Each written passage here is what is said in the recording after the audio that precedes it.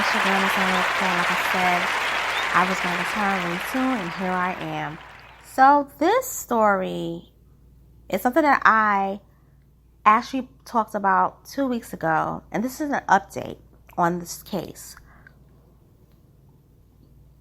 I would have known about this if it wasn't for my family. So if you remember the Jose Alba situation against him, this is the thing about Alba stabbing Austin Simon, which resulted in him being killed at the store where Jose Alba worked as a store clerk. The charges against him was second-degree murder, and there was a lot of uproar in the community, particularly from the Bodegas Association. They wanted him to basically be free from the charges. So they were pressuring District Attorney Alvin Bragg, and finally Alvin Bragg gave in and he dropped the charges. So it reads, according to New York Post, Manhattan DA Bragg finally drops charges against Jose Alba. But that's not remotely enough. Manhattan District Attorney Alvin Bragg finally did the right thing by dropping murder charges against bodega worker Jose Alba, but he hasn't remotely admitted he was wrong from the start, nor abandoned his reflexive support for thugs over crime victims. Moving to dismiss the case, Bragg conceded only that his office couldn't prove the defendant was not justified in his use of deadly physical force. How did it take him 2 weeks to accept the obvious? Again, the video showed from the start that younger, bigger Austin Simon cornered Alba behind the counter and attacked him. The clerk's stabbing of his attacker was clear self-defense. Yes, since the stabbing proved fatal, the DA had a duty to investigate possible criminal charges, but that was no excuse for prosecutors initially requesting $500,000 bail for a bodega clerk. Even when the court instead set the bound at $250,000 that guaranteed Alba would be stuck in Rikers, despite Bragg's much-stated desire to keep perps out of jail. It took outside intervention to get bail reduced, and Alba sprung. And even when Bragg wouldn't drop the second-degree murder charges, even as more evidence of self-defense emerged. Now, this is the thing that bothers me. Okay, and I'm going to get to this. The Post took up Alba's cause because Manhattan prosecutors were re-victimizing a hard-working Dominican immigrant with their wrongful accusations. Meanwhile, Bragg instantly refused to even consider charges against Simon's girlfriend, who not only triggered the fatal encounter by bringing Simon to the store to avenge the clerk's alleged rudeness, but proceed to stab Alba after he warded off the attacker. That shows the DA believes it's the victims and cops who have a duty to de-escalate tense situations, not the actual lawbreakers. Since Kathy Hochul refuses to remove Bragg from office over his professed and continued refusal to do his job, the DA has time to truly change his ways rather than make minimal concessions to reality.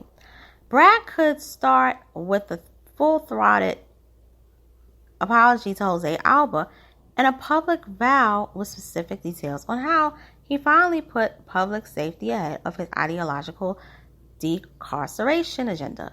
Sooner or later, New Yorkers will insist on a DA committed to seeking justice for crime victims and prosecuting dangerous thugs rather than appeasing the pro-criminal left. And as I said before, I think he's going to be a one-term DA. I think it's going to be one term, and it's sad because he's the first black prosecutor of Manhattan, New York County. Now, what bothered me about this article is the emphasis on him being a hardworking Dominican immigrant. Let me explain this to you, okay? I live in New York. I go to bodegas all the time. Working in a bodega, what they do a lot of times is the same thing that a person will do working at the cash at the supermarket. They tally up the orders. They tally up, how much such costs. They take payments in cash, debit, credit, WIC, food stamps. They stock. They do the same stuff that we all do when you work in a store. Okay? So let's not put this emphasis on this whole hardworking immigrant thing. I really get sick and tired of that, because what you're really doing, you're doing that to him because he's black. And this is the things that I don't like. I feel as though, yes, Jose Alba, he was basically caught up in the bull crap of Simon's girlfriend, who started this whole thing. She lied about Jose Alba snatching the chips out the girl's hand because she wanted to be able to get the chips for free, and she couldn't get her way. Okay? But I still have an issue with the fact that you had many people applauding throughout the city that this man killed a black man. That's the issue I have.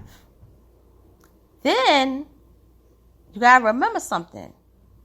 Because he got killed in that store, believing a lie, he was thinking he did the right thing, because he basically died for a little girl's honor that wasn't even his child. His family, his mother, can sue the Blue Moon Corporation and the Bodega Association, because the Bodega Association are the ones that pushed for the DA to drop the charges. They can sue. They can sue. Whatever insurance they have, they can sue the Blue Moon. And they can sue that Bodega Association, because her son is not going to get justice for his passing, for his murder, for his killing. He left behind 9 kids. Them 9 kids got to be taken care of.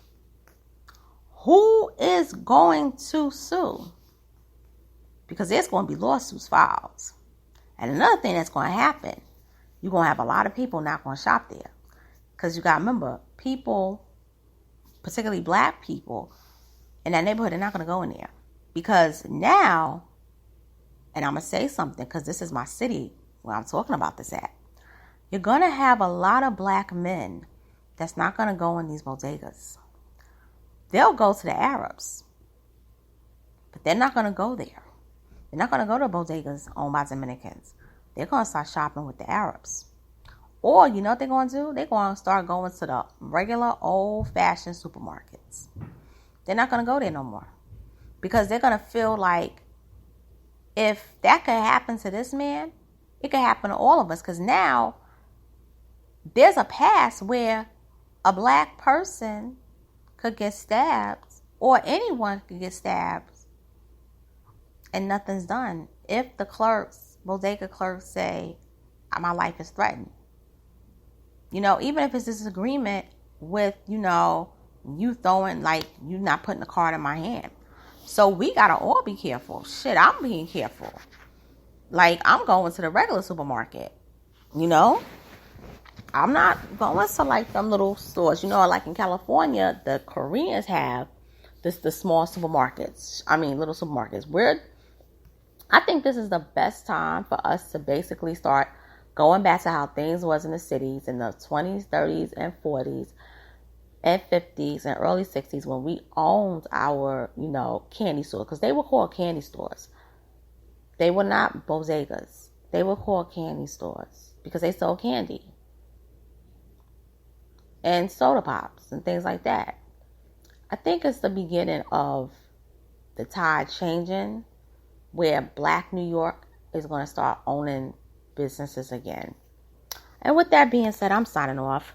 Thank you for listening to this commentary. And if you haven't done so, please subscribe. Also hit the notification bell to receive future notices on uploads or notices on future uploads. Also, comment, like, share, and I'll be back soon. Later.